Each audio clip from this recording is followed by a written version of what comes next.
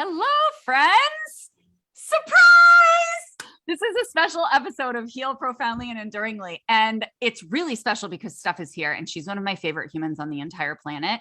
So I'm going to introduce you to Steph in just a second. But for those of you who are not familiar with this show is all about adding tools to your toolbox, dudes. Grab your pen, grab your paper, or if you're not old school like me, type it into your phone and take some notes, because this is really your opportunity. And this is something, honestly, that was fully guided by spirit, this show, to really open up the opportunity for people to not only empower themselves to learn different ways to heal and expand, but also to really get to know people that I know, love, and trust, that you might feel really connected with. Because I know, as a therapist of 20 years, that relationship with your mentor, with a coach, with anybody who's guiding you is absolutely the best foundation for you to just completely open up and process all the things. So this is your opportunity to get to know Steph today. Yay.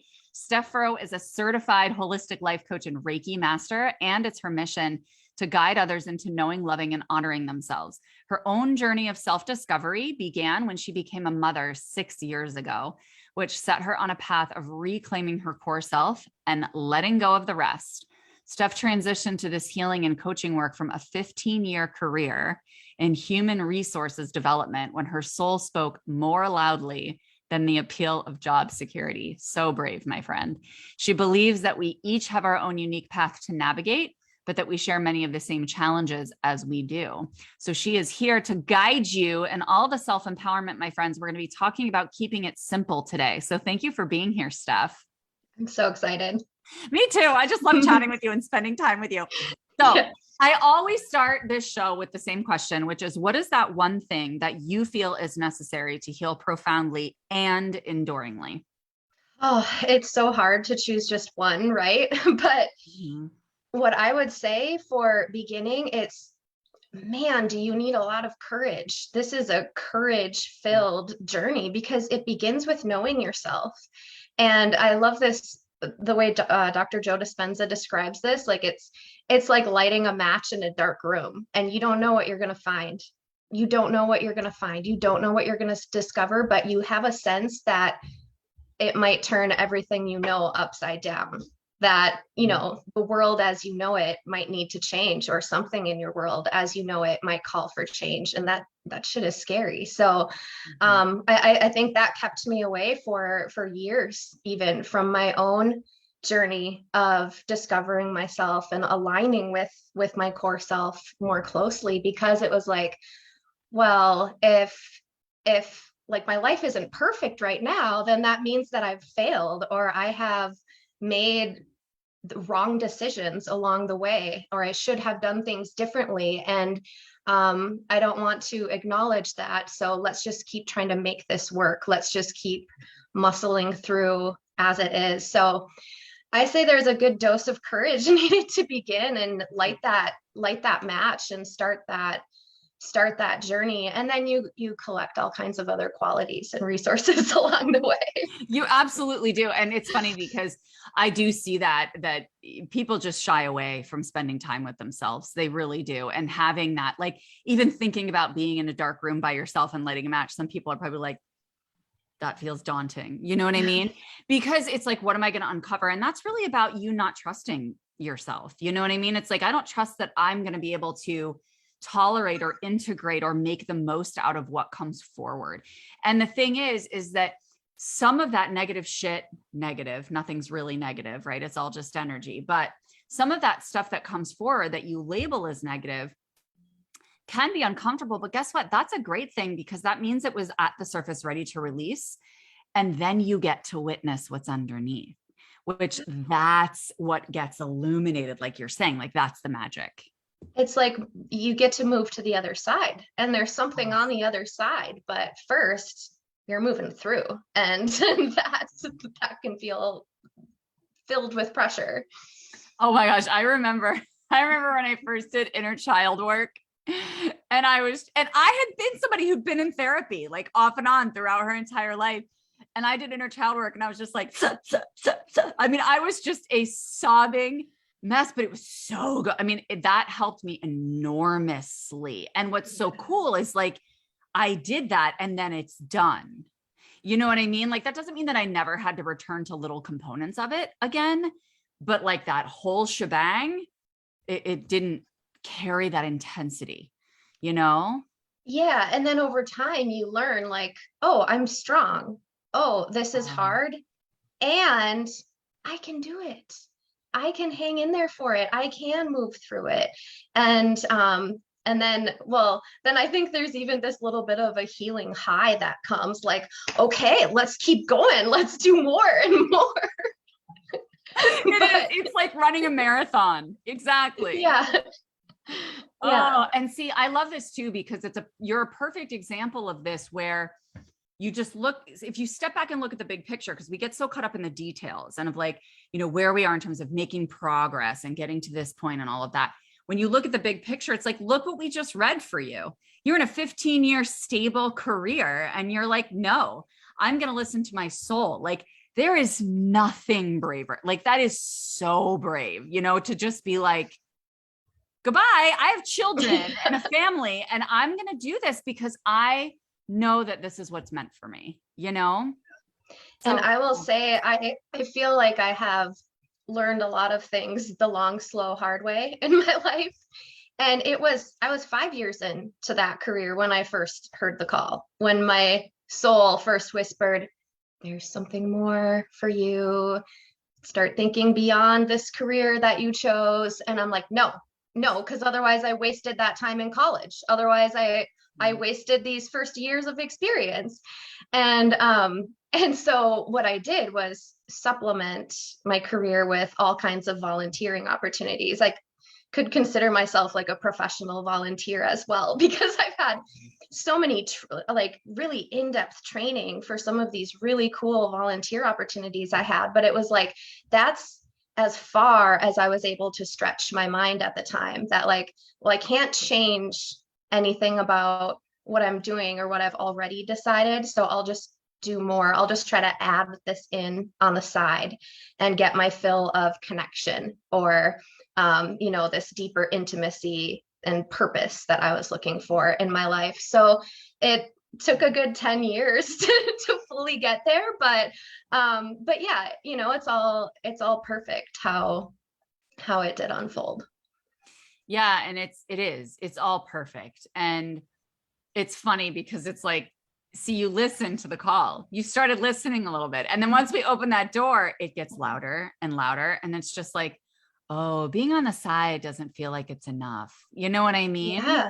And then it's like it got to a point where it didn't even feel like a choice. Of course I chose, and of course I was leading my life, but when it was time to finally cut the cord to that corporate paycheck, it was like I couldn't even stay if I wanted to. It was like I had just changed so much that it was not even a possibility. Like you know, it felt like there was no other option because this was so right, or I was just being pulled so strongly toward something else. So there's some comfort in that, where it's like, I don't know, I'm just like kind of being guided, or it's like I can't imagine any other way. But yeah, it was time. So yeah, exactly. So can you tell us a little bit about how your own healing journey has kind of unfolded or been? Yeah, so it was 6 years ago, becoming a mother, that really opened up like a whole new world for me in terms of feeling my own intuition, my own inner wisdom and guidance, which I was either not connected with before, or I think I was to some degree, but I didn't value it. I didn't value that at all until there was like the purpose of navigating the millions of decisions you make with a newborn baby. And my maternal instincts were just so strong. I just I knew how to take care of him. I knew how to love him. And it was just kind of shocking for me because I had never trusted myself to that degree before. I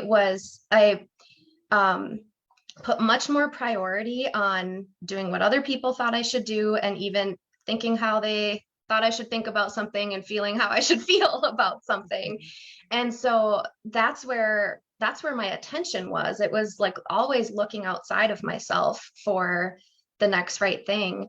And now all of a sudden I'm getting all this guidance from inside of myself, and it felt really good. And it was ultimately empowering, and I was building confidence. But then I'd say it was like when my second child was born, that was just such an empowering birth experience that I had with him, that I experienced myself as so fucking powerful right before he was born. And in this memory just really imprinted on me. And after that birth, I was like, I am a powerful being. I can hold so much power and so much energy. And like, what is this? And like, what more could I do with this? So it was like I had to explore this powerful feeling that I felt. And then it's like, I love how things just align, and oh, now here's a class with the right teacher and the right fellow students to be brought into something. And so and that's where it started, is just exploring classes on developing my intuition, healing sessions, energy sessions over Zoom usually, and like, holy cow, how is that so powerful? What is this? I need to learn more about this energy. So it's like, it just opened so much curiosity and fascination with this world of really learning and starting to understand that I could heal myself, that there is so much I can do for myself that I never realized. And so it was like I just wanted to learn more and more and more and more, and had this insatiable curiosity around it. But then what happened was, it was almost like a constipation of my mind occurred because I had just been learning and gathering so much knowledge, so many tools. I was carrying them all, but I wasn't using them very frequently. So it was this mismatch of, I also, because of all the knowledge I held, I believed I was in a different place than I was. And if I look back at my journal now from that time, it's like it's filled with all these really beautiful, empowering affirmations. And I can look at it now and I'm like, okay, that's nice. I can see the spirit of, where I was at with that. But I could also see like, yeah, I thought I was also embodying it, but I wasn't yet embodying it. And so I consciously decided to take a year off from learning, from any classes or certifications or even books, cutting down on the books I was reading, and just focus on integration, like have a year of integration where I'm just using what I've already got. I'm just practicing what I already have. And that's where the humbling part of the journey began, because you see just how hard it is. Like, yeah, it sounds simple, but it's really hard to just even sit in a dark room, for example. And so that was really challenging me with like kind of each step, like how far am I willing to go, almost like how deep am I willing to heal. And with that is like, what am I ready to face? What am I ready to see or not see yet? And so ultimately, started out with all these cool tools, all this like really deep, complicated knowledge on like all these different topics. And then I come to this place of simplicity where I remember that like and this is my pattern too, is I've always taken this role of just managing managing myself, managing the situation, managing other people so that everything will be fine. We'll all stay safe. Everything will be okay. We'll do all the right things. So this will equal that, and we'll get the right outcome by being really good people. And so I've carried this weight, really this responsibility that it's all up to me. It's all up to me to fix everything, to manage it to just the right degree that everything is perfect and fixed. And where my healing journey ultimately brought me is like, well, to my knees in this place of like, I'm not in control. I'm really not in control. Like that was one big illusion that I've been working with my whole life. But this recognition though of like, I've got to let go. And like, I don't want to keep managing. I don't want to keep believing that I just have to fix everything all the time in order to get by. That's like an excruciating way to live. And I could see that, that stress that I carried around it, that affects everything, including the things I love most, which is my family and my kids. So yeah, my healing journey ultimately brought me to this place of like, it's just about being here. It's just about being present. It's not about doing all the things or going back with like the perfect fancy tools for just the right thing. It's just being here and discovering what it means to let go and the layers and layers of that. But ultimately to this place of simplicity where it's like, I remember that I don't have to have all the tools, all the answers, all the magic. I just have to show up and create space. And when I create space in my mind, my body knows what to do, and my energy knows what to do. It's innately intelligent and self-healing. And so I really just have to show up and try to breathe and like be here. And so it's brought me to this simple place where it's like it's all beautiful, but it feels, I don't know, most beautiful to me in that simple space of like, I can just be and trust that when I am here with myself in this way, like it's working, and I don't need to be in manager mode with it the whole time. I love this. It's so beautiful. And just witnessing your journey too. And the fact that you're at this place where, you really do embody, I know you don't feel this way all the time, but you really do embody that like Zen master because of your level of integration and your ability to honestly see like from the perspective of divine intelligence, not just like, oh, I see things physically, but like you have that third eye seeing ability, like you can see right into things. And I know that one of the questions that's going to come forward is, how the hell do you do that with two little kids? Like with like not being in manager mode when you have two little kids and you're a mom. Yeah. Well, that's a great question. Always unfolding because man, they change a lot. And so you think you figure something out and then you're in a different phase of life. It makes me crazy. I'm like, dude, I just figured out how to parent you and now you change phases. I know. Exactly. I think, well, one thing that comes to mind right away is how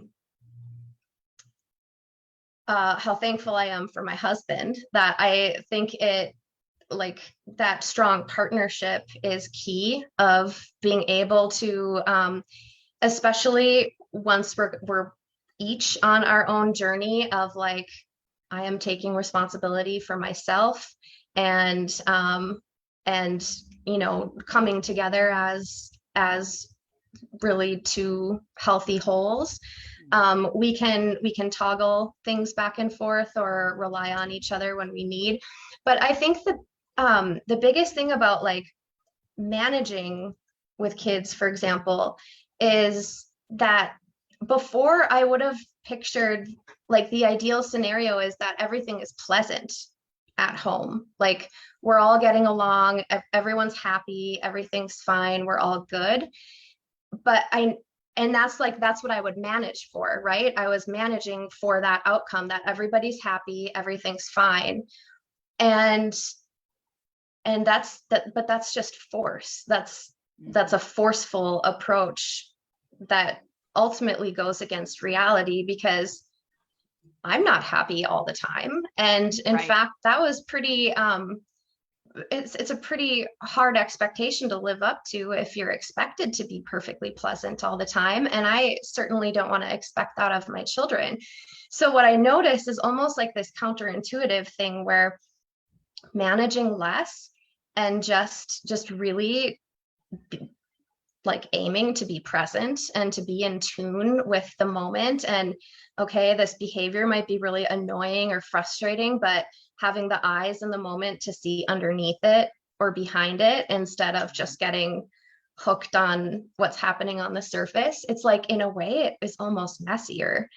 In a way, it almost looks messier, that Yes. or worse, that, you know, there are some big feelings, but hey, that happens with a 4 and 6 year old, and with grown-ups too. I mean, heck, I love to remind my kids that that, like, grown-ups are still learning too. We're still learning how to work with our anger. We're still learning how to control ourselves when we're angry, or what to do with our sadness. Because I always thought as a kid, like, everyone had this all figured out. Um and yeah, we hold our kids sometimes to this standard that that's unrealistic even for ourselves. So it's like, yeah, settling into this place that is more unknown, and it is more uncertain, but it's more real, and there's more connection in that place, you Oh know? my gosh, I love that so much. I think you're totally right.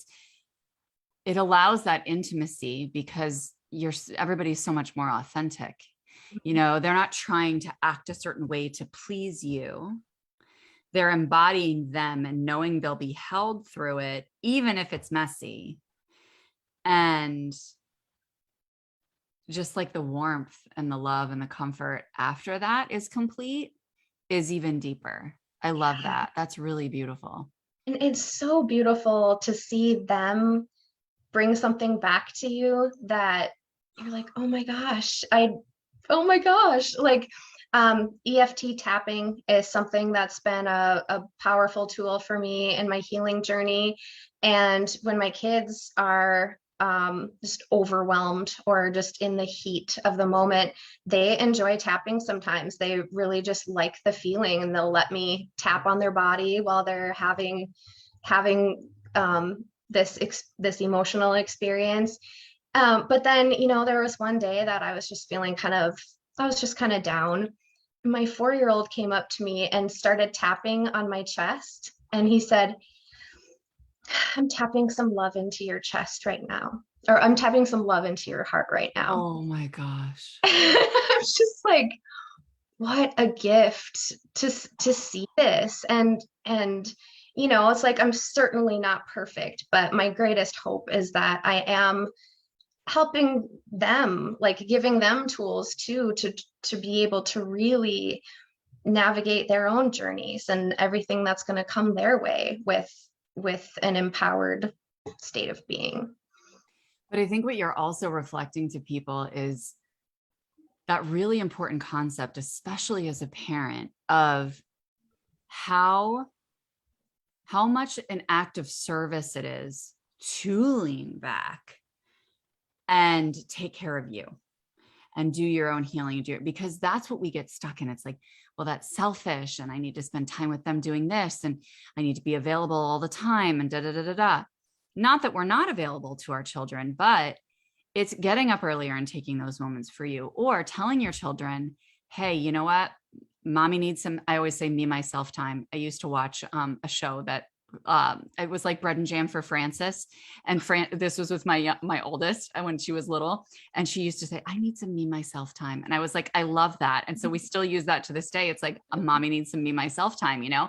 And when you take that for you, look at what they're receiving from this. Like, you're a self-empowerment guide, right? And obviously you've gotten to that point from not only, you know, knowing that courage is what's gotten you to this place, but that massively empowering birth and being able to really feel into, witness, and experience how powerful you are as a being, and wanting to share that with other people and to activate other people in that way so that they can feel that. You're doing that with your children, right? And when we take that time for ourselves and we make that a priority, that's exactly what we do for the loved ones in our lives.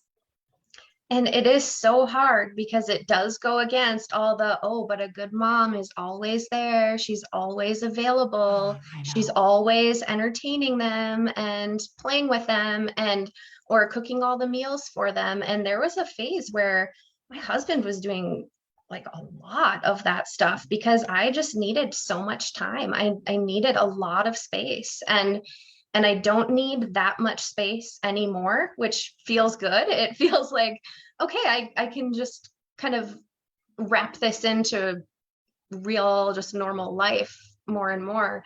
And absolutely, I still need my space as well. But yeah, it challenges all these shoulds, and yet you can absolutely see the impact of you know, the whole putting your own oxygen mask on first thing. Yeah. And that's the thing. It's like our human loves that data, like loves that data and that evidence that, see, this is what it turns into, you know? And that's why shows like this, people sharing their voice and sharing their experiences, are so important, because it is scary. It is scary to take those courageous steps and to kind of step outside of the conditioning and what you're supposed to do and the role that you're supposed to fill, and do things differently, do things your way, do things in a way that feels like love to you, you know, because it's defined differently for everybody. Like, it's funny, like my kids will act like total jerks, you know, they'll act like total jerks. And literally, I mean, sometimes I get irritated. Let's be real. I'm a human, but most of the time I'm like, I don't even care. I just love you so much. Like, I just love you. Like, because it's funny. Like, one of my, I have so many coaches, but one of my coaches the other day asked me, like, how would you describe your soul? And I was like, immediately, it's a giant ball of love. I am just a giant ball of love. You know, I mean, I am a Libra and a Cancer moon, so I am kind of meant to be a giant ball of love.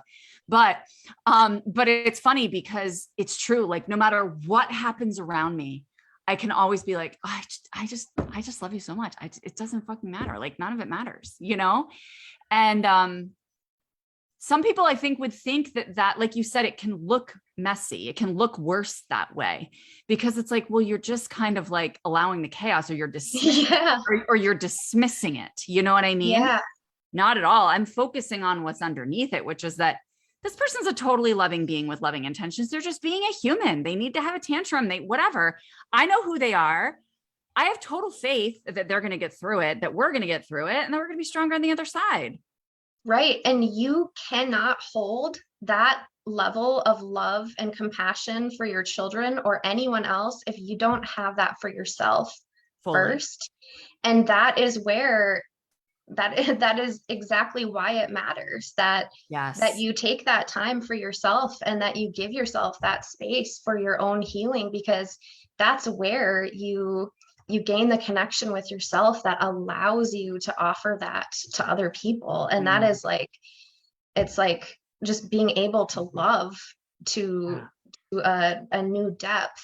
And when there are people in your life that you want to love as fully as possible, that is such a motivator, but yet it's got to always come back to you and feeding your own heart and your own soul so that you have access to it. Yeah, I didn't do that for many years. I was just giving, you know? And so I think, I mean, I can feel the difference enormously, not only in my parenting, but otherwise, you know? And I was definitely much more irritable and snappy when my kids were super little, you know? And so it's so nice I just don't care about anything, but like love is the highest vibration. Like that's all I care about. Like that's just all I care about. Like at the end of the day, it just comes back to like, we love each other. Doesn't matter, you know? Yeah. And it can seem very simplistic going full circle here, but that's exactly how you keep it simple, right? Right. Just keeping your eye on like, what is your ultimate mission here? Like, what is your ultimate, like mine is just to love. Like, it's funny because I was even talking to somebody the other day about just continuing to grow in my business. And it's funny because for me, it's like intimacy, loving intimacy is of number one utmost importance to me. Number one utmost importance. And I'm like, I am not available for anything less than that. Like I want intimacy with everyone who comes into my world. And so it's like, that means that maybe my business grows more slowly. Maybe that means that my containers look different. Maybe that means that I do things differently. And that's how we're meant to be able to learn how we show up uniquely. Yeah. Anyway, Yeah. that was an aside, but you know, just It's processing. there's so much to discover. And I I know. think I thought that was frustrating or overwhelming at first. Like, but when am I going to be done?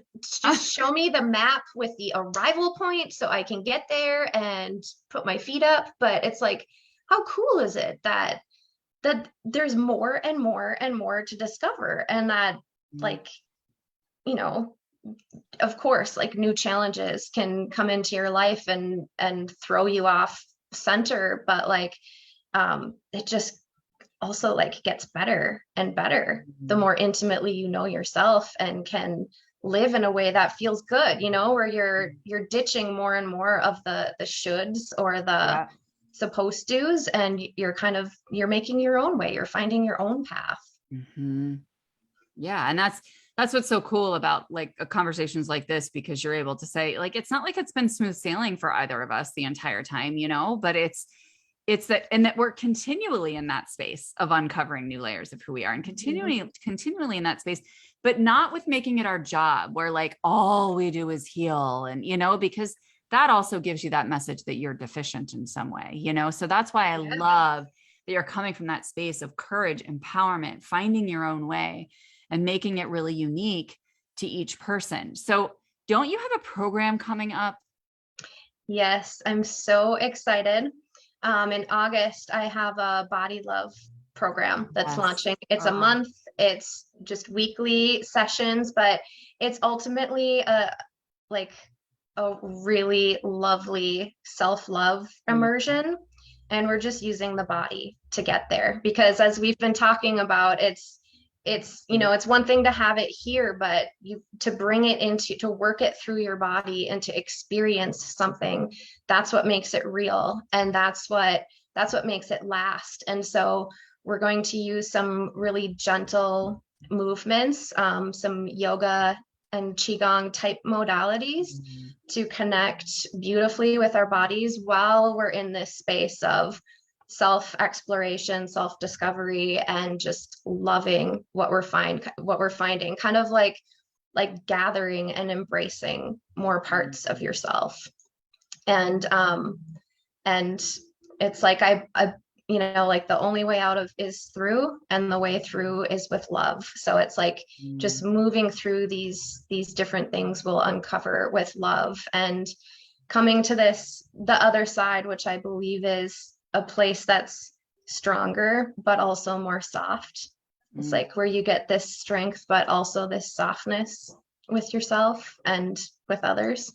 So yeah, I'm really excited about that. And like you, I just feed on that intimacy as well. So I'm really looking forward to the connections that will make in this space, and how you know, the people coming to it will really make it as special as it's going to be. I love that so much, because that's exactly how I would describe your vibe, and why I love being in your presence so much, because you are the perfect mix of gentleness, love, and empowerment and strength, you know, and that is what people are going to receive when they're in that container. And This is exactly why. And especially in this full moon, by the way, guys, this is like the perfect time to say, like, fuck the old cycles. I'm ready for a new pattern, especially with investing in yourself too, because we get to, like, you literally get to join Steph in something like this and start where she is rather than going through all that shit. Like she was talking about, like, I was gathering all these tools, I was doing all these things and they felt good. They were helpful, all that, but I wasn't fully integrated. I wasn't embodying it. I wasn't living it. And when you sign up with someone in a situation like this, you get to start where she is. You get to, right out of the gate, begin with embodiment, that's why it's so brilliant to sign up for programs, because you're signing up for somebody who has gone through 10 years of this shit already and says, want to skip that step? You know what I mean? And so I just think it's so beautiful that you're offering this as really an invitation for people to step into that much more quickly. Yeah, that's so right. I mean, I've been teaching yoga for 10 years and then exploring other related modalities in that time. And then also you could say I've spent the last 10 years figuring out how to love myself, figuring out how to know myself and love myself. And yeah, it's being able to take all of those, like, that whole journey and just select the things that were most powerful and most potent and put them together into this, like, for me, what feels like the sweet spot of, this is the most beautifully simple way that we can enter in without having to do all the other shit. You know, I love that you're saying this and that you're putting the body work and the embodiment together with simple, because you're 100% right. And like, even last night, I was like, I did this new way of opening the Akashic records when I was up until 3 o'clock in the morning. This is why I don't do nighttime events, because I was just like, super activated with the energy. But it's like, it's very simple. Just move your body, like just move it through your body. I got up this morning and I just started moving my body, putting on some music, and it's truly like, I feel like $1,000,000, you know? So it's truly that simple, but you don't necessarily have the buy-in unless you do it and you feel it and you realize, oh, it actually is that simple. So thank you for offering this opportunity to people, because the world needs this kind of simplicity. We complicate so much. We do. And I've been there, done that. Yeah. Just make it so complicated, because then you can be so impressed with yourself. But I you love can being also impressed. Be so exhausted. I love being impressed with myself. I was sending all these messages to my team last night because all the intuition was flowing. I was writing all these posts. And one of my team members was like, Laura, this is really long. I think this needs to be a blog. And I wrote back and I was like, oh yeah, it is long. And they're like, I love that you didn't even realize that it was long. And I was like, yeah, I love myself. Like, I was just like, I just love myself.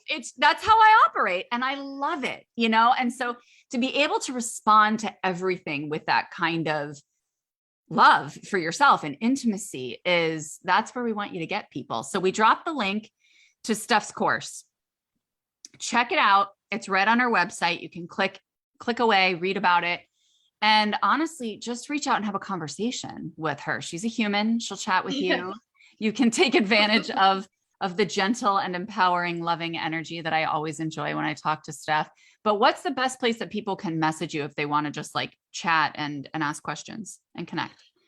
Instagram is an easy place to get me, Steph_Furo. Yeah, we just dropped that. Cool. Yep. But I'm available, and if you're on my website, you'll find me there too. And like Laura said, there's an easy way through my website to book a 15-minute call, and I'd love to chat if you're just exploring or looking to connect. Perfect. Awesome. Yeah. And we have all of your fabulous links, even a free gift. I didn't know we had a free gift. Guys, there's a free present for Steph. So many surprises today. So yeah, you can activate your inner guide by clicking on the free gift as well. So don't shy away. Remember, we talked about courage. Steph said that's the one thing that she really believes. And I wholeheartedly agree that courage is the cornerstone of this pathway and of this journey to loving yourself. And so take that brave step, reach out. If you just feel like I resonate with her, I love her energy. Like, just say hi, just be like, hi, I saw you on Heal, and just start to talk. And thank you so much for being here. Thank you so much for You're having me. so welcome. And friends, I'll actually be live on Monday, not on Thursday, and surprise you guys. I'll be live on Monday with another episode of Heal Profoundly and Enduringly. So I'll see you then. Have a fabulous weekend, and I'll talk to you soon. Bye, friends. Bye.